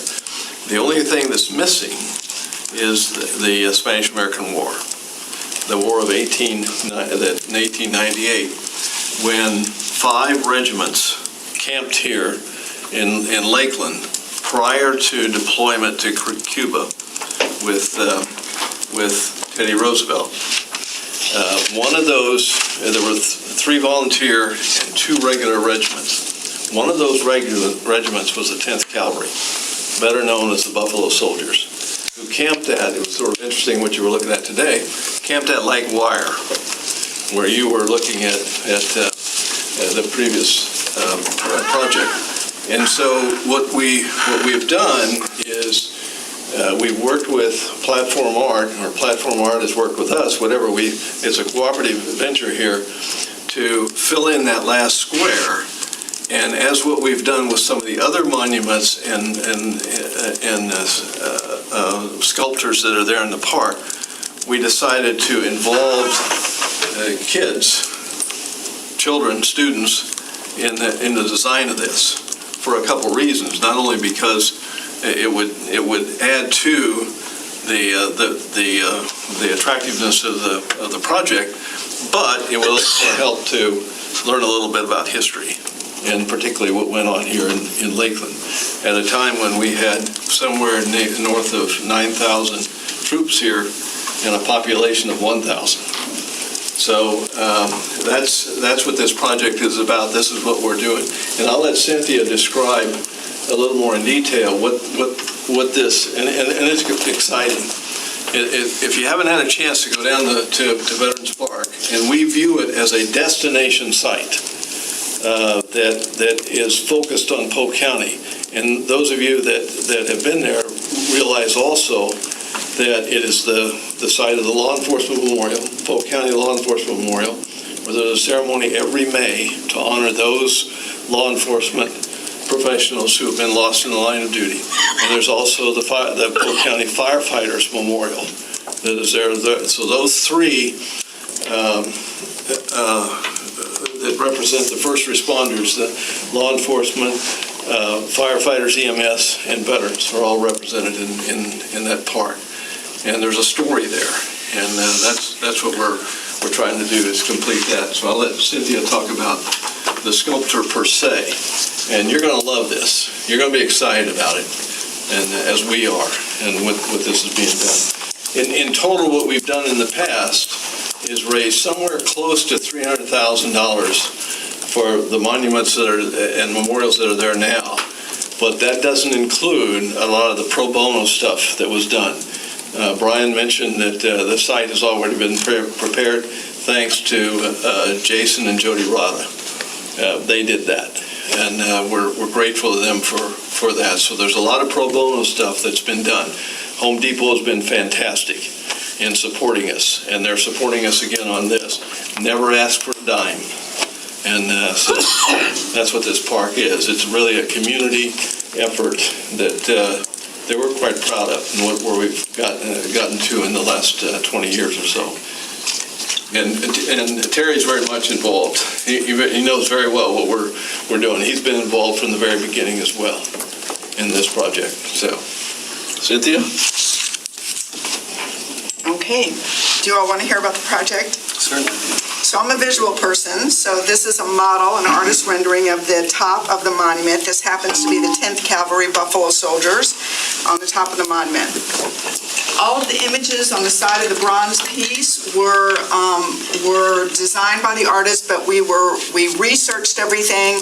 We've been working with the Polk County History Museum in Bartow, the Lakeland Library, H.B. Plant Museum in Tampa, the Buffalo Soldier Museum in Houston. So we've done quite a bit of homework to figure out, the actual history of what happened here. And Gary's right. We had 9,000 soldiers stationed in Lakeland at a time when we had 1,000 residents here. So we had 9,000 soldiers and their horses. So quite an impact on the city at the time, and it's something that we realized that not a lot of people knew about this part of our history. It's really interesting. It's 1898. They were here for about 6 weeks, so it was great. Here's also an artist's drawing if you guys want to pass that around. So if you will advance the slide a little bit, can I stand up here? Those are the models. You can go ahead and I want to get to a picture of our students. This is actually an image of the artists working in the studio. We're working with Becky Alt of Art Research Enterprises. Becky Alt has 2 other sculptures in town. She's done the police memorial at the police station we see every day downtown. Also the Joker Marchant and George Jenkins statues at Joker Marchant Stadium. So she's an internationally known artist. She's worked here in Lakeland before. She's been great with us because she also has a background in education, and we've brought her in to work with high school students as we develop the concept. But this is in the artist studio in Lancaster, Pennsylvania, and you can see that she ends up with an army of people putting it together. This is a clay model on the left. These are all the individual images that they've taken from photographs that have been supplied to us. So move ahead. And then this happens to be the finished model. You can just see the detail of the sculpture is amazing. That happens to be Jose Marti. If you know anything about the war, Cuba had been fighting the Cuban War for independence for 16 years, and then the United States gets involved. It's a lot of yellow journalism at the time. It's a very rich history.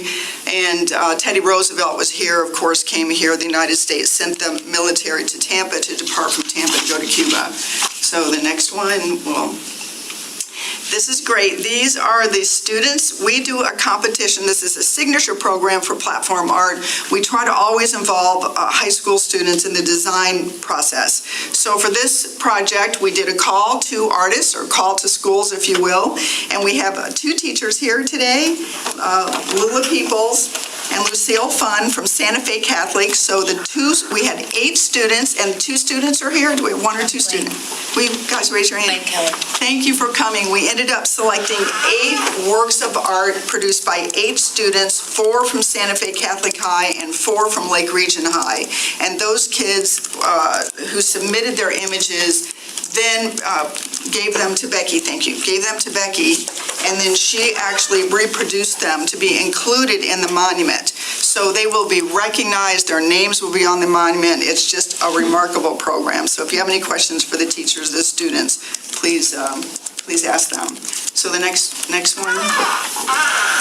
This is how we're recognizing them. These are actual tiles that will be on the monuments. You'll see that the schools and the teachers are recognized.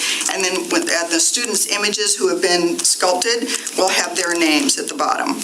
So, go to the next one. Just some details of the sculpture and how this works in process. This has been a 2-year project for us. Normally our projects last about 1 year. This one's taken 2 years, partly because of COVID. We could say that there were a lot of delays. And then now we're just at a point now where we're trying to get bids for shipping and we expect the piece to come in October and then do the installation and dedication in November for Veterans Day. Next one. Details. We have Admiral Dewey on the right, and this is a solid bronze piece, and they just added gold leaf and silver leaf to the uniforms, which I think is really a beautiful touch. And there's Jose Marti from Cuba. So the sculpture, the 4 sides to the pedestal piece, and each side actually has sort of a visual narrative, if you will, of the history of the Spanish-American War. Okay, the next one. And then there we are with the finished piece. It's not polished yet, but I just went to Lancaster, Pennsylvania last week to meet with Becky Alf, that's the artist. And Becky and Mike, our Research Enterprises, actually hosted a reception on our behalf to unveil the monument in Lancaster, Pennsylvania. And they invited people from Harrisburg and Columbia, Pennsylvania to attend. So we actually had politicians, city officials, the Economic Development Council was there, and they had one Buffalo Soldier motorcycle club also came from Harrisburg just to come to this event for us. So the piece is finished, almost finished. It needs to be polished and cleaned up, and then we're preparing for it to be shipped. So that's the story. Do you have any questions? Terry? Yeah, just to add a little bit to that, and when the recommendation comes up, I won't vote because, conflict of interest, because I was brought on this project at the beginning also. But since I've been on this board, we've apartments and this and that. This particular project, it's a Lakeland.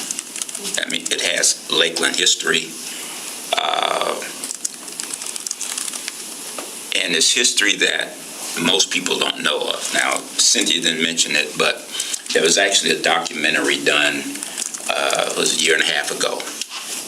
And it's about 12 and a half minutes, and I recommend that you all go look at it. You can find it on YouTube. And it's called Those Men That Came Before. And when you pull it up, you may see somebody that looks like me, but it really tells the story of that spring, summer of 1898 and what Lakeland was and all these soldiers coming in and them staging here. And the Buffalo Soldier Unit actually came from Utah, Wyoming, and they had been fighting the Indian Wars and helping protect settlements out there. So they got on a train and came down to Lakeland, and they were the first ones to come here. And then you had on Lake Morton, there's actually a historical marker honoring the Massachusetts cavalry that came in to fight. Massachusetts Avenue is actually named after them. But all that's in that documentary, and I think it would help by putting it there, let more people understand the history and the part that Lakeland had in those soldiers coming through and going down to Cuba and fighting in the Spanish-American War. In fact, those Buffalo Soldiers, that Tiff Cavalry unit, they played a pivotal part in taking San Juan Hill, with actually before Teddy Roosevelt took San Juan Hill. So, and I know the staff has recommended 10,000, but just in order to honor this, and the city really putting their part in it. My recommendation would actually be, we just talked about millions of dollars, so now we're talking about maximum $25,000. So, and again, I probably have a conflict of interest, but I think it's really important for the city. There was a video done last year on Veterans Park and everything that's there.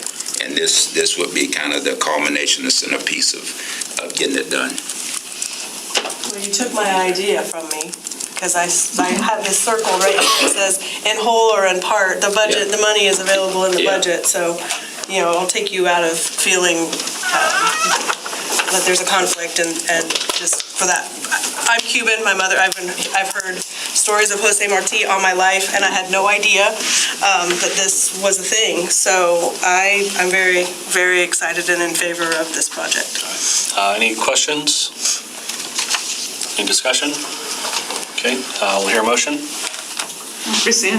I'd like to make a motion that we fund whatever the remaining amount that is listed in the paperwork here, $24,502.99, so that this project can be completed, and I will be there to celebrate. Is there a second? Second that she's there. All right, all in favor? Aye? Aye. Any opposed? All right, thank you guys, appreciate it. Congratulations. Oh my It's a God, beautiful I'm so project. excited.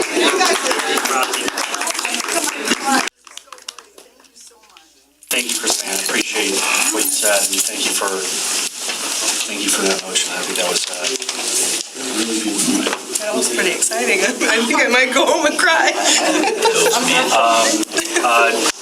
Do we have any discussion items? We do. Okay. I have to leave. Okay. I've got a hard out. Who's our vice chairperson? Brian got it. He's not here, so. Is it inappropriate? Frank is a senior member. Okay. I'm gonna have, what are we doing? I think you're gonna have to close our meeting. I have to have a hard out. So, all right. And we're not asking for any action, so we're past all the official business. When I sent the revised final agenda out, Ms. Lake replied on the heels of some press coverage of Ayers and Associates' work in the Dixieland corridor on the strategic plan that the Dixieland CRA has funded, and wanted the opportunity to sort of discuss their draft reports, phase 1 and 2-3. I've provided you copies of those drafts. They are not finalized, hence draft. They also were not really intended for press publication and promotion, but once the press learned of their existence and availed themselves of our very robust public records law, there wasn't much we could do to keep them from them. So Lakeland Now and the Ledger both have run with some of the contents of these two draft reports. It's okay. I think it has re-energized, perhaps, the passions on this issue in advance of this coming Monday night's public meeting and workshop at RP Funding Center. I would encourage all of you, if you are available, to attend that event. It's from 5 to 7 at RP Funding Center. Yes, ma'am, July 11th, Monday night. I asked Chuck Barmby to join us. I know a fair amount about the project, but Chuck has forgotten more about the project than I will ever know. So, Ms. Lake, since you're the one that asked to discuss, I suppose if Mr. Lancer's okay, you maybe should set the stage or be the first to ask questions. You okay? Floor is yours.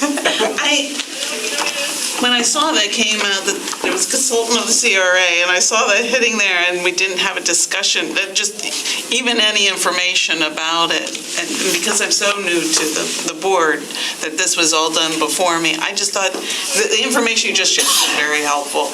The meeting on Monday night is not a presentation, right? Or not. it's one-on-one kind of conversations, right? Exactly. It's really intended to be a public information meeting and not a hearing. So the intent is the public to come in, ask questions of DOT and city staff, receive information and updates regarding transit service, take a look at the traffic data, crash data, talk about some of the economic development goals and objectives associated with this project, and really hopefully, one, be able to better understand why we're going through the test and kind of what the ultimate vision is for the corridor, but also as well is to provide input. We get a lot of negative comments about the project as it stands right now, which we always take the opportunity to say that the concrete islands that are on Florida Avenue are purely temporary. So what's out there today, imagine it as being like quick curb or cones or something. It's that of permanency. But what we want to do is, if you don't like the corridor, tell us why. Give us some specific issues, reasons why you don't like it, things that we can go back and evaluate with DOT and come up with some solutions. Like, we hear the merges at the north and south end of the corridor are problematic. We're looking at that. How can we better facilitate people coming on and off the corridor at the side streets or business driveways? Something else that we've talked to DOT about. So what we're hoping we get out of this is constructive criticism. If you don't like it, why? If you like it, likewise, tell us why you think the current, the current 3-lane configuration is the best, or what tweaks do we need to make to make the project even better. And so that's where, I think the AIRS report gives us some additional ideas to work with, that if a 3-lane section is not acceptable, here are some other options that could work to, really with the goal of moving people safely, not necessarily cars quickly. And so that's been kind of the message, is that we've got 60 feet from building face to building face to work, and so how do we allocate that really fun area? This has been something that I think we've been working on in some form or another for a better part of 20 years. I think if anything comes out of this is that the level of discussion, debate, attention that's being paid to this corridor right now really highlights how important it is to the city, and so this isn't something that's being done in vain with nobody really caring about it. People obviously care about it. It's significant. How do we get there, and what's the best course of action going forward? Thank you. I appreciate people taking time for this. I have a great concern that the City Commission is getting, my impression is, that you're getting lots of negative feedback and a lot of negative pressure. Is that fair description about this? Are you seeing that? Well, there's certainly no shortage of comments around the Road Diet project. It's a kind word. But there's a range of thought on it, and so while it may seem that those who are contacting us right now are opposed to the project, we know there are those who may not be, or it's not a high priority to contact us. And so I think we're still in the phase of figuring out what we want to do. I don't know that, I would say that I wouldn't use the word pressure necessarily any more than the other issues that we encounter at any given meeting. So, yeah, so that is part of the decision-making process. For sure, this meeting is important. The DOT presentation will be very important, and the discussions that we will have as a group. I just wanted to test this out real quick with you all, because I wanted to see my own thought process and see how it reverberates. When I drive that corridor all the time, and when I initially heard about it, I was highly opposed until I listened to the DOT presentation, and I walked out of there with this 180-degree difference in my mind. And the one thing I keep coming back to is we are always trying to make things faster. And that seems to be the high point, is how do we make things faster? We rarely get the opportunity to do something different, to pull things back in a community. And so I just was kind of curious about where my fellow board members are falling on this. I just see it as a unique opportunity to make Dixieland different and special if we expand it and make it so that cars are going through. Anybody can do that anywhere. but the opportunity here to do something unique and special that adds to the value of Lakeland, however that looks, I'm sure there are lots of ways we can improve we've already started with. That just seems like a rare opportunity and needs some advocacy, but I don't know if other people feel the same way. Owning a business in the heart of it, we were impacted in the way it's going to impact it. And I think that I saw so many cars go through buildings that the safety aspect of it was huge for us and our company and business, for the idea and dream of what this could look like potentially down the road would be a huge plus.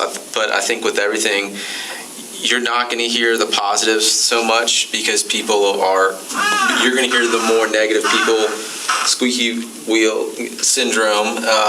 And so I think that there are some things that need to be worked out with this, that I think that you're hearing more people complain and grunt because we're a society that needs stuff right away. Pluses and benefits, I think taking a step back, like I said, as a business owner, the safety aspect of people walking through there is huge.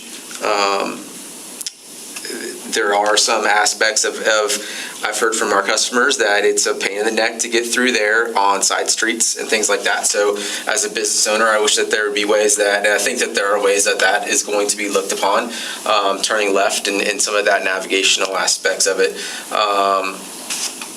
To me, the outrage that has happened is kind of humorous in some ways, shapes, or forms, because there's traffic flows that change all the time in cities and around cities, and you put a roundabout in and people are going to freak out. So, but in the benefit, I think roundabouts are a way to go, and so I think that this is something new, and it's taking people off of their norm and massaging that to the best of our ability. I think is going to be something that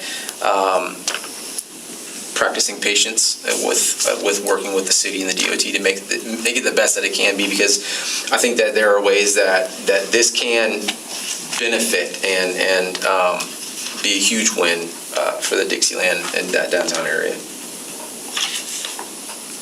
I kind of have for those of you that don't know, my office is at the corner, the light right before traffic merges and then becomes susceptible to the first barrier. So everybody is speeding to get in front of the car in front of them so that they can get to where they need to go. And we are on the corner, and therefore people trying to turn left can't see the car that's speeding, and there are several accidents. So there definitely needs to be something done to address, basically it really just needs to have a left turn light, and pretty much I think all of our problems are solved with the accidents on that corner. But I kind of had the mindset of this is kind of the worst that it's going to be, because it's only going to get better from here, and this is where I think it's going along with the lines of what TJ said. My opinion is safety and accessibility and inclusion is a part of a lot of things that I think about, and I think if we're not making that area walkable or safe to walk, it's a sad situation. So I'm in favor of it. I don't vocalize that in social media. I don't jump into the fray. As I shared with you, I avoid. But I am certainly going to show up on Monday and kind of get an idea of the direction and the plan and be a part of that in whatever way I need to. So I'd be curious, Chuck, this is your area of expertise, right? So of the 10 options, what are your maybe top 2 that you... In terms of as it stands right now, I think the 3-lane section as it's configured, if we can get the sidewalks built out to where the, kind of inside of the separators get a full 12-foot wide sidewalk, I think if we can address the merge areas and address the ingress egress from the side streets, I think that's the best scenario. I think a good second option would be a 4-lane, if we had 2 travel lanes in each direction with a center stripe in the middle, 10-foot travel lanes, and widen the sidewalks out to 10 feet on each side. that's, I think, an acceptable number 2. I think that in terms of the transit options, the circulator works well based on what we're hearing from the Citrus Connection and from DOT. They're getting 1,200 to 1,500 passengers a month. I think it's a month off of the system, and so I think that's very good. We probably need to look at a stop or two strategically in the corridor for the Gold Line, which runs from Lake Merriam all the way up to Lakeland Square. So something probably is needed on Florida Avenue. I don't think we need to have the transit-only lane running the entire length. There are other areas in the city where we're looking at that, but I don't think that Florida Avenue is necessarily it right now. I think that one of the interesting things out of this whole effort has been the benefit that we've heard from the bicycling community of looking at the corridor. And so, right now there's a level of frustration because the area between the separators and the sidewalk reads like a cycle track, but it's not. I mean, that's where the debris is. It was never designed that way. You got the drainage grades and everything else, but I think the comments that we've gotten have told us we need to look at that more closely, and is that something that can be handled through the adjacent alleys, or is there something that can be done with the sidewalk design to make bicycling, at that point would be for the novice bicyclist, more comfortable, more acceptable. But I think that's something we need to look at, and is a kind of a pleasant surprise out of all this.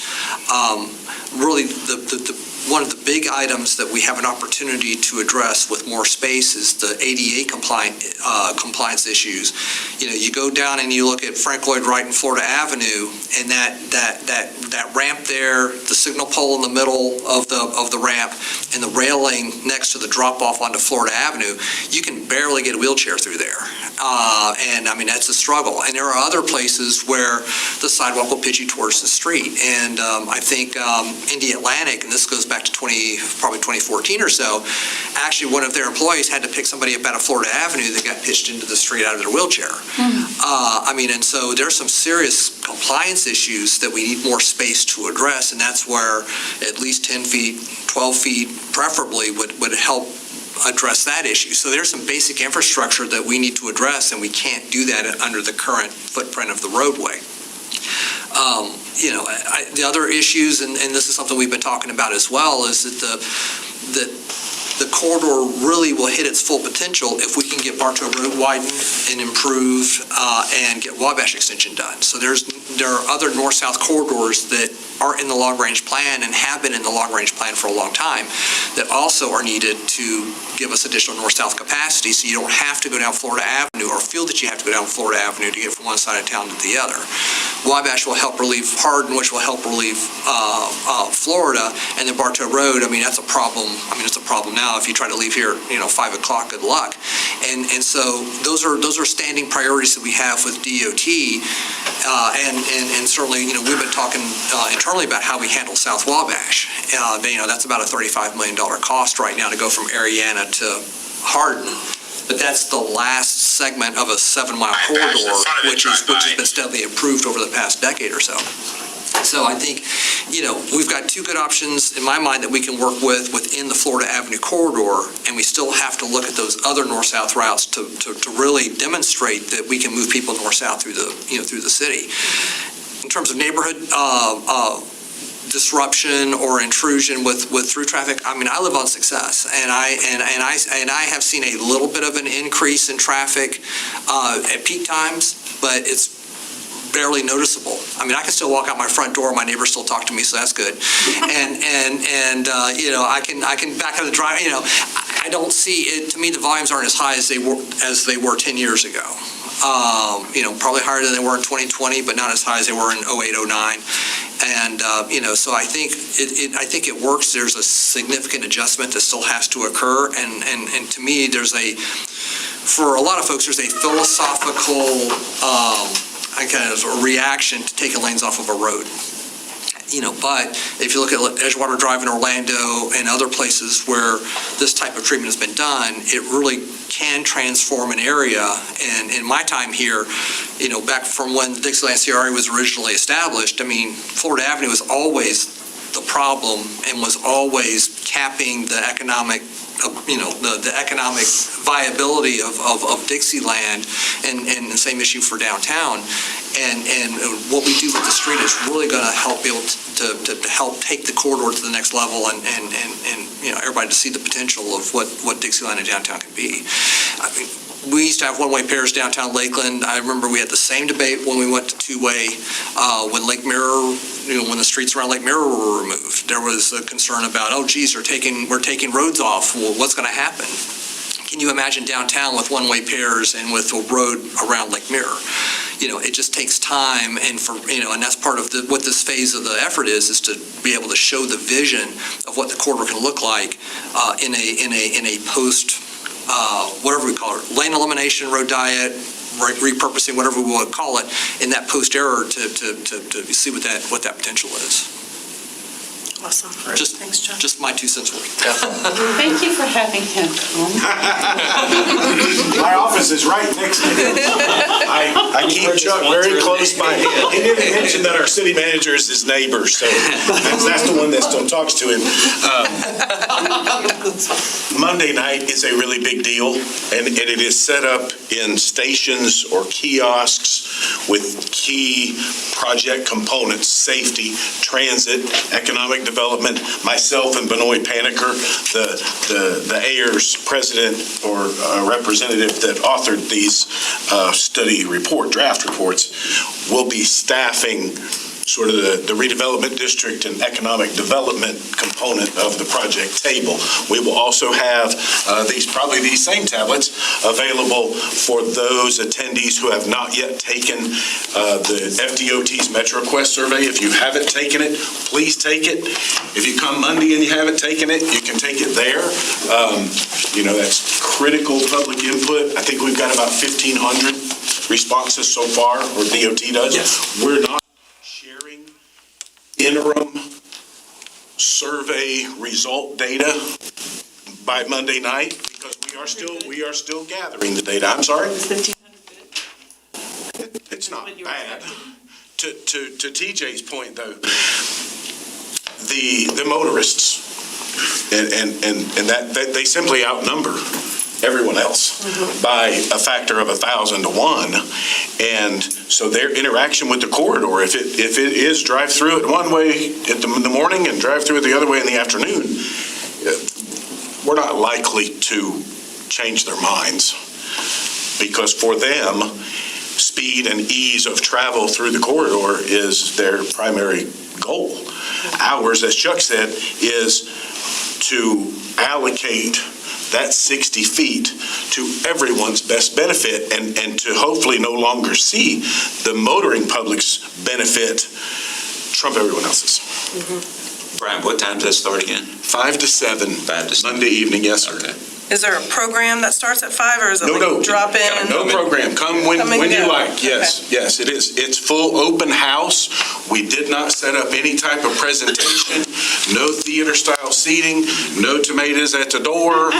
This was, and to Chris Ann's credit, aside from just a fear of attack, was also providing attendees with as safe a space as possible to share their views without fear of attack from those who might not share their views. And that's what happens on social media. And it's what happens when you walk into the commission chambers and there's a big crowd. If you are not a holder of the majority opinion, you subject yourself potentially to ridicule and attack.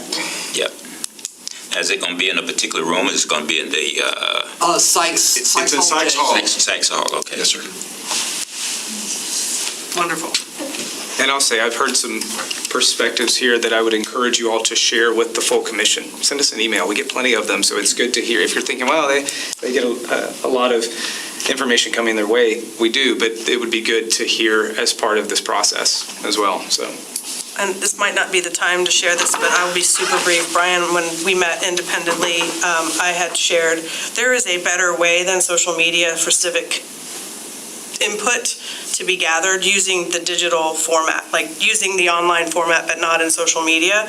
And I would love for at some point in time, our CRA or somewhere to at least start a conversation where that can be presented to the commission, because I think a safe place online to share our input and opinions is much, much, much needed, especially on issues of this magnitude. I mean, we have the Florida DOT to be able to provide a channel for them to get the feedback in this case, but I've long felt that sending an email sometimes is just too personal to feel like I'm going to send my email and now it's public record and now I've got to worry about all of these feelings that I'm trying to put into an email and feel like I'm concise, but I'm never concise, as Chad probably knows from my emails.